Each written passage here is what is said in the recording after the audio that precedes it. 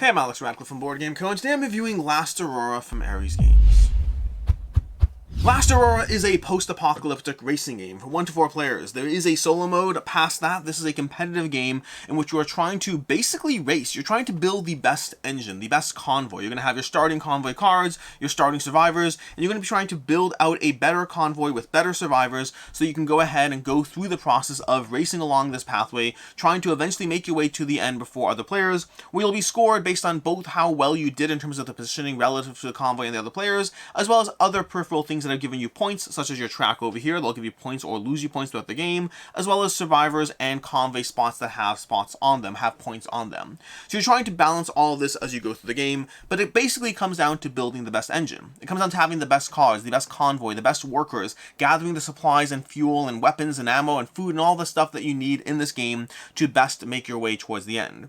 Every single round is going to go through 5 phases. You're going to have the exploration phase where you're going to go ahead and use your workers to go ahead and gather cards over here. You're going to use your workers, cashing them in for the value on them in order to go ahead to one of these spots with 1, 2, 2, 2, or 3 in order to go to those locations in the game. When you go to a location, you're going to have in some way benefit from the card at that location. So for example, you can grab more workers over here that will go to your convoy, giving you more worker placement for next round, more cards you can cycle, and a bit better, faster engine, as well as abilities on them that they'll have as well. But they also take up spots in your convoy. You see, in the game, you actually have an actual physical convoy as well over here, where you're going to have to store your actual people in that convoy. Some spots can only hold people, some spots can hold anything. You're also going to be storing your various goods in the game as well in those locations, trying to store your fuel, your ammo, and your food in those locations. You have to try to make it all fit over there, as well as navigating the fact that during the course of the game, you'll be taking damage, which will add damage markers to those locations, further restricting your ability to actually store everything you want or knocking out things along the way.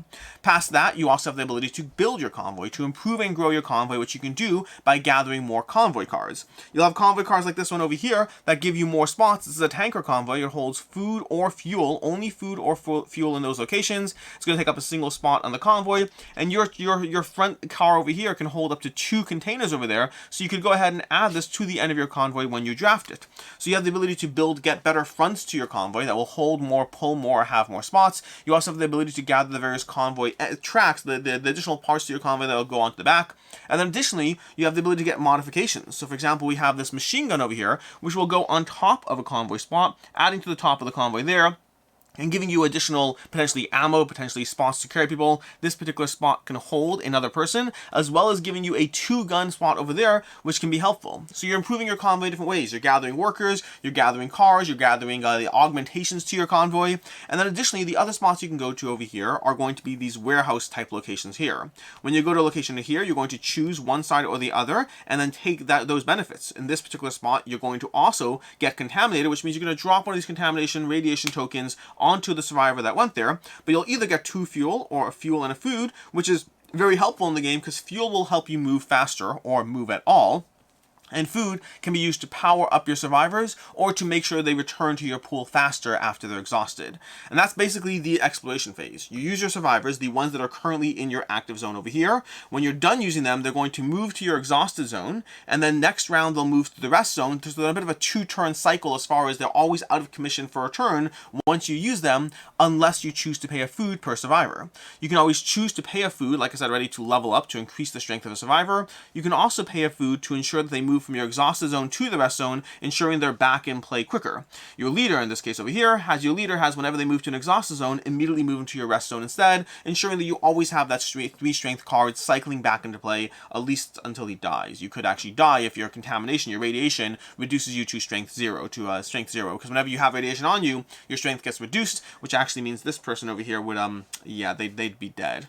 But anyways, past that, what else do you have in those locations? So you have workers, you have spots to go to, you have the convoy, and then the convoy augmentations, and then the last thing you have in the exploration zone, which we'll deal with later, not quite yet, but you have these cards over here, which represent the various enemies, the bad things that are happening to you along this race. Your convoys over here, we'll talk more about how you get all the way to the end, but these cards will also enter the queue, and those represent a bit of a trouble when you get to the movement and the fire weapons phase of the turn.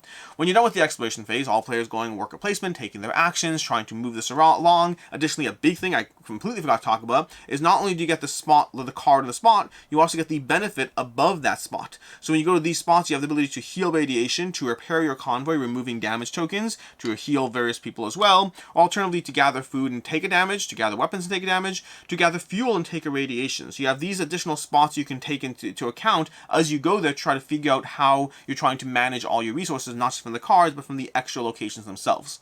When you're done with the exploration phase, all the cards you use are going to go to the rest zone. So you're going to move your active cards that we use this round to the exhausted zone. The exhausted cards move to the rest zone. Strictly speaking, you move the exhausted first so as to not cycle them. So you move exhausted to the rest zone, you move active to the exhausted, and you move the rest zone to your active zone, cycling the cards around.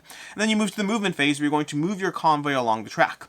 Convoys can go ahead and spend a fuel to move up to their convoy distance. This particular car moves 2. So as long as you spend a fuel, you can move 2 over there, going 1, 2. And if I chose to spend an extra fuel, if I gave up an extra fuel, if I had one, you can move 1 additional for every fuel, which might help you get various goodies, or alternatively might help you get various bad things if you land on radiation. We'll have to poison, radiate whatever one of your people in the zone. There's also a small catch-up mechanic. If the leader of the convoy is too far ahead, you get an extra movement. That'll keep you a bit in play as you go through it, but that's basically the movement phase.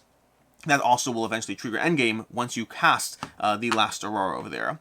Past that, you move to the fire weapons phase. When you're done with the movement phase, you're going to go to the fire weapons phase, where if there are any enemies in these zones, the leader of the convoy will have to deal with it, as well as any people in the same zone as them. So you have this opportunity to go ahead and fire weapons at these convoys over here, utilizing the actual weapons you have on those convoys. And when you're done with the fire weapons phase, when you're done with them, well, first they're going to start with attacking you. I apologize. First they're going to start with them attacking you, doing an ambush. Each convoy receives a damage in their top zone over there. These cards are going to have different ambush effects on them, which will deal damage to you in different ways. When you're done with the ambush phase, you get to attack them, and if they're left standing when you're done, then they'll go ahead and flip one of these cards and attack you as well, based on the enemy's strength. 1, 2, 3, 4, 5, or 6. They'll have a strength as well as far as how they damage you. And then lastly, you're also going to have the ability to potentially get various bonuses depending on who did the last damage. You're going to have these damage cards that reflect how much damage they need to take. You'll be marking them with damage, and then the players, you're going to use that last card as a randomizer to affect who gets the main benefit of the card, or alternatively who gets extra bonus items instead.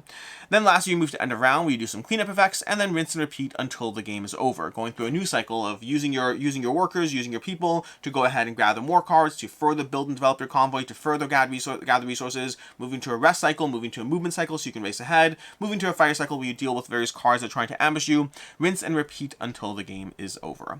And that is basically the last Aurora. A few other small things going on here, but that covers most of what you need. There's a turn order aspect of here in terms of turn orders reversed for movement and firing. Again, some other aspects, there's this track over here where as you move to the top, you'll get extra repairs. As you move to the bottom, you'll get extra damage. So you're trying to balance all those things. There's going to be various items over here that are worth a point if you don't use them, or can be used for their benefit. And that's basically what's going on in the game, which brings us to the review, starting off with ease of play. This game is a 1 to 4 player game, like I said already. It plays in roughly 60 to 90 minutes. A first game can run a little long as you pick up that cycle, but once you get it going, a 3-player game of this, you can knock out in 60 minutes easily. Box has time frames somewhere, maybe. I don't see where they are. So, yeah, we'll go with the 60 to 90 minutes range of that. Past that, does it say on the front? It doesn't say on the front either. It does not. Either way, it might say on the back of the box, but I'm not going to take a look there. Past that, table space is fairly minimal. For what you see is what you get over here. Every player will have their zone here. I have this little crowded in, but just to fit on camera. But you'll have your exhausted and your active zone normally, your exhausted and your rest zone. And then past that, as far as ease of play itself, as far as teaching and learning and all that, rulebook was honestly not the best. I found the rulebook to be unnecessarily long and confusing for what's going on in the game, but not the hardest to actually get into. I felt it wasn't directly intuitive, and I think I can teach this game a whole lot faster than the rulebook taught me. But it's not that complicated to pick up. As far as what I like, don't like, and can see others not liking, starting off with the basic concept of the game. The basic concept of the game is a form of deck building, a form of, not really deck building in the classic sense, but building out your convoy. You have your tableau in that sense, you have your workers you're going to be gathering, you're constantly gathering cards that will improve what you're doing, but you also have to balance that against the resources you're acquiring. The whole game is about that push and pull. Which card is best for you in this situation? How can I balance the card I want with also gathering the location that's going to best help me? When can I afford to radiate my people to gather what I need, versus when do I then go to this spot over here to gather the survivor and also heal all radiation on my people while putting an extra person into my convoy? You're constantly trying to do everything in this game, and you can't do everything in this game. You have to try to figure out what things are going to work for you the most. Gathering fuel will help you move faster, but do you save that fuel for next round because that will help you move next round, which will help you move even further faster? Or do you use it this round to get that extra edge and to be able to jump that that contamination token? Do you have a convoy that can take shortcut locations? We haven't really talked about this, but there's different shortcut locations on the board, and you can skip those locations if you have the right convoy.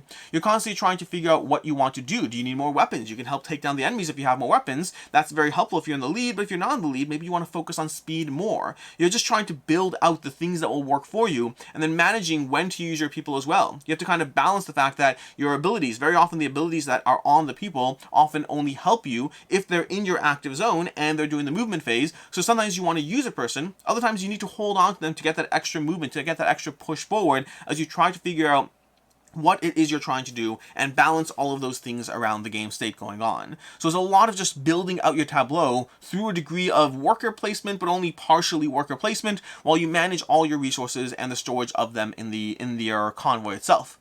Also, the additional slight catch-up mechanic is helpful. It's there to make sure that you have an extra movement if you are far enough behind, and it does help keep you in the game, but it's not so strong as to make it feel like it's ever worth being in last place. You do want to shoot for being in first place, but that also makes you the target of some of the enemies and their ambush cards. So if you're too far behind, you might actually benefit from not being attacked at all, but also might not get the rewards. There is that constant balance in play that works fairly well. And then additionally, you just have decision after decision to be mindful of. Turn order versus placement order. The spots, the cards themselves you want, and the spots on those cards. Do you spend your extra food to pull back a survivor so you can use them? Do you buff up the survivor? The abilities on the survivors are all very fun and cool to try to figure out how to use them for your particular engine. The entire thing gives you a decent tableau building game.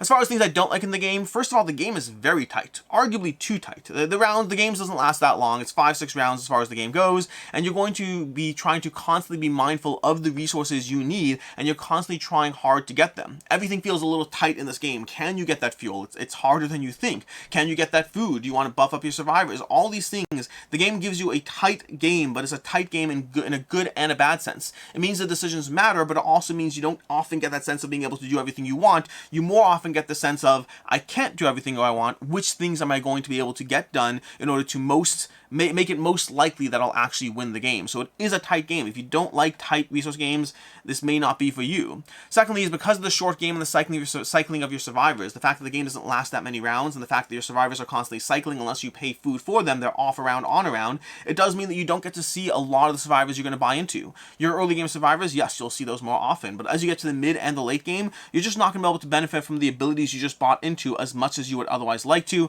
and so you're constantly trying to balance that as well. It gives you one of those, it's like what kind of deck building game where your final cards you don't get to see that much. That will happen in The Last Aurora. And secondly is the loot card distribution aspect. One small thing I didn't really touch upon is when you kill an enemy, there's a randomizer as far as who gets what from that enemy, and that can just feel, well, random. It could feel a bit unfair. It does tend to prioritize, on average, the person who hit first in a battle, which is useful, but past that doesn't always do so. So it tends to feel a little bit of an extra just randomness thrown on as far as who gets a reward for killing the baddies. As far as I can see, others not liking, first of all, the combat can almost feel a bit out of place in this game. This is a game of trying to manage your resources, of racing, or trying to manage all the locations you're going for, building up a perfect tableau, and then past that you have a degree of somewhat deterministic and somewhat random combat that gets thrown into the mix that feels a bit out of place. It does add the sense of threat that I feel is appropriate for the theme of this game, for that post-apocalyptic winter wasteland, but at the same time, from a mechanic standpoint, the way the combat's thrown in feels like almost like a jarring experience compared to everything else going on in the game. And then secondly, like I mentioned already, the rulebook was not the best. Not the biggest issue for me. For me, I'm more concerned about the gameplay, and rulebook, once I get past it, I don't mind it, but understand the rulebook I think could definitely have been better.